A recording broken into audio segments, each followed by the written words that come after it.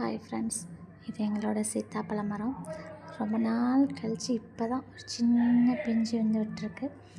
பார்க்க அழகாக இருக்குது. ஒன்றே ஒன்று தான் இருந்துச்சு.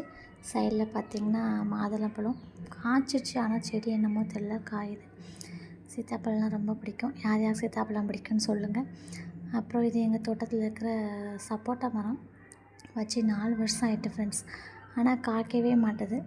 யாருக்கு எதுவும் தெரிஞ்சால் சொல்லுங்கள். இது நாங்கள் சாப்பிட்டு போட்ட பப்பாளி விதையிலேருந்து முளைச்ச மரங்கள்.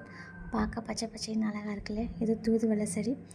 இது ஒரு செடி தான் வச்சோம். ஆனால் அதை பழம் வந்து விழுந்து விழுந்து விழுந்து அப்படியே நிறைய 2-3 செடி இருக்குது. இது பார்த்திங்கன்னா எங்கள் இடத்துல முருங்கை மரம். பார்த்திங்கன்னா இடுப்புலேருந்து ஹைட்டுக்கு இருக்குது.